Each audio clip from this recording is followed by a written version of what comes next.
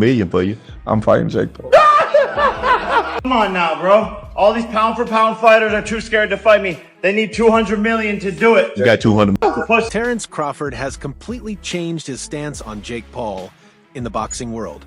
With the possibility of Paul stepping in for Gervonta "Tank" Davis, Crawford is now open to the fight as long as everything aligns.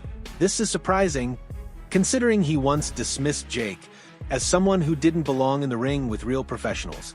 But the potential for a big payday seems to have shifted his perspective. Originally, Crawford criticized Jake for jumping from YouTube into boxing, earning millions, and calling out seasoned fighters. He even compared him to a circus act, saying it turned boxing into entertainment rather than true competition. And like I seen him, up close in person. Like, dude is big. He's not as slow as people think he is, and he can punch. That's why a lot of people know, like, there was times where, him and Tyson was in. Now, Crawford's attitude has changed completely. On Logan Paul's podcast, he admitted he judged Jake too quickly. "At first, I was against it," Crawford said. "When people criticized you and your brother, I agreed. I thought you were using YouTube fame to jump into boxing and make easy money. Meanwhile, real fighters who've dedicated their lives barely earn that much. It felt disrespectful to those of us who've given everything to boxing." Coming from Crawford, this is a major shift in tone and perspective. Tank ain't gonna lose this fight. Hell no. Hell no. Tank ain't losing this fight. Too many holes. Man, Jake don't have enough experience. Yeah, man, it's gonna be taking candy from a baby. Jake is missing the rules. See, this is what happened when you don't grow up in the game. When you don't grow up in the game, man, at a young age, this is what happens, Crawford's change didn't happen overnight. Seeing Jake train seriously altered his view. Watching him focus, train hard, and show discipline made me realize he's improving, Crawford said. Considering Crawford's flawless record and precision in the ring, acknowledging Jake's dedication is significant. He's not calling Jake elite yet, but he respects the effort and growth. Ryan Garcia fights for DAZN, and Jake Paul fights on Netflix. That's pretty much the bottom line. Golden Boy has a contract with DAZN. Ryan Garcia has a contract with Golden Boy. And that's just the way it is. This is business. Ryan Garcia's probably going to go on a rant saying, "Oh, you're keeping me from making money and this and that and fighting." No, you have to go by the law, by the rules. You have a contract. Crawford witnessed Jake live in Puerto Rico during his fight against Ryan Borland. That night, Jake delivered a clean knockout, catching Crawford's attention. "I was in Puerto Rico for his fight against Borland, and I realized this guy really hits with his right hand," Crawford explained. While Borland isn't a top-tier opponent, every fight matters to serious boxers, and this moment made Crawford reconsider Jake's potential. The world would be the most lucrative thing for my career, and I think I was the only one who actually wanted to do it. And actually wanted to go all the way, and that's why I set the goal for myself early to become a world champion, set the bar extremely high. Now, Crawford sees Jake in a new light. Jake isn't rushing to face top fighters like Usyk or Canelo just yet. He's taking on opponents suitable for his current skill and improving with each fight. Many want Jake to face Alexander Usyk immediately, but you need to earn your way, Crawford said. Seeing him live gave me even more respect than before. This marks a huge turnaround for someone who once dismissed Jake entirely. All sorts of crazy stuff, guys. If this is true, talk about just fumbling the bag. One of the biggest financial opportunities of his career, and he's about to ruin it. It's being reported that Jake's team is offering Ryan Garcia as a replacement for a... When the news of a potential fight with Gervonta Davis surfaced, Crawford initially thought it was insane, and he wasn't wrong. Jake is around 200 pounds, while Tank fights at 135, a massive difference. But Jake wasn't intimidated. In a Netflix interview, he said, "This fight is crazy, two of America's biggest names. It's a 50-50 matchup because of skill and experience, but my size is the equalizer. That's what makes it exciting." We don't know what's going to happen. Look at Tank. Now, if you know what you're looking at, the guy must be around 150 right now, 153, something like that. And you can really tell when he's sideways. When you look at him sideways and see the depth. See, from the front view, you can't really tell. But when he turns sideways, the guy is a wrecking ball. He's literally a baby. True to form, Jake is confident, calculated, and always entertaining. When asked about fighting Terence Crawford, he didn't hesitate.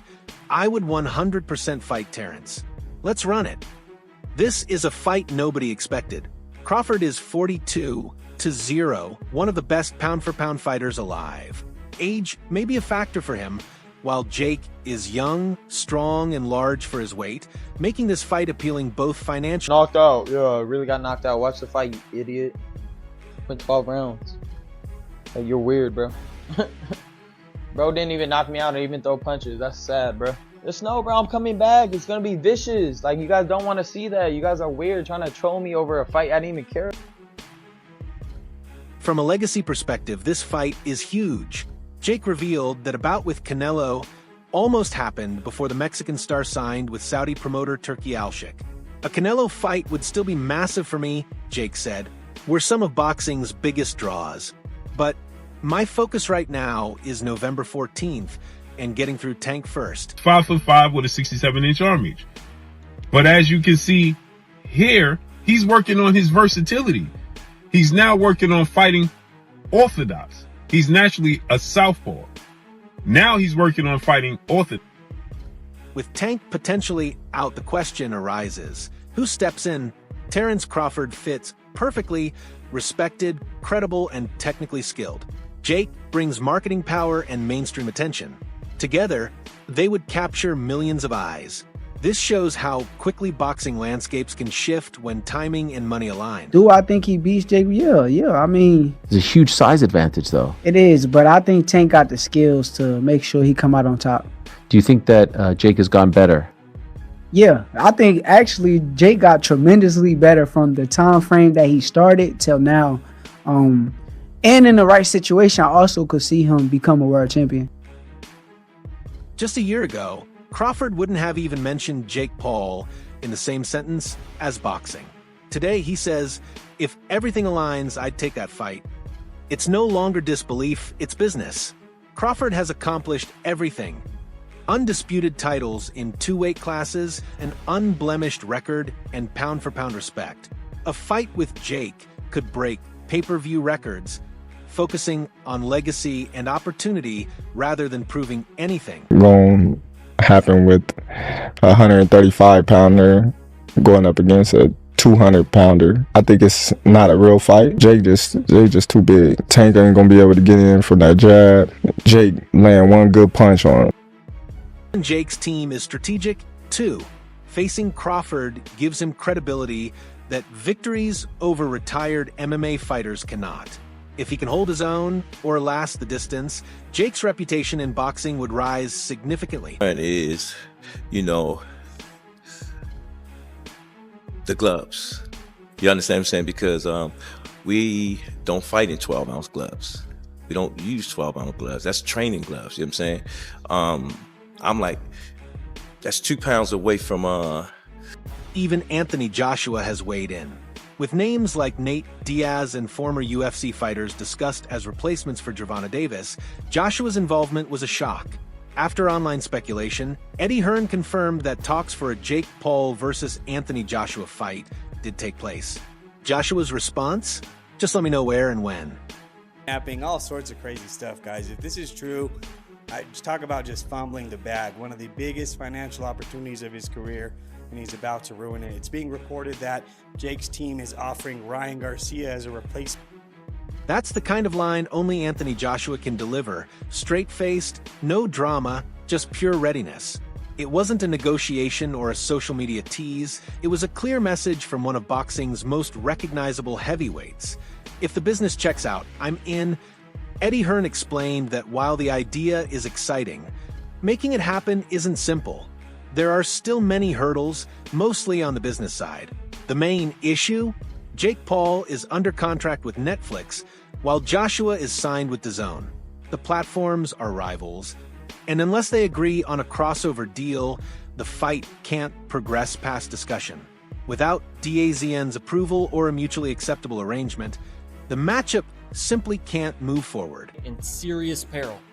So much so that reports have been saying that, hey, Jake Paul's team have already started contacting fighters about being a replacement, whether it be for this November 14th date or maybe a date in December. And the 5 names they already contacted are some of the biggest names. But here's where it gets serious.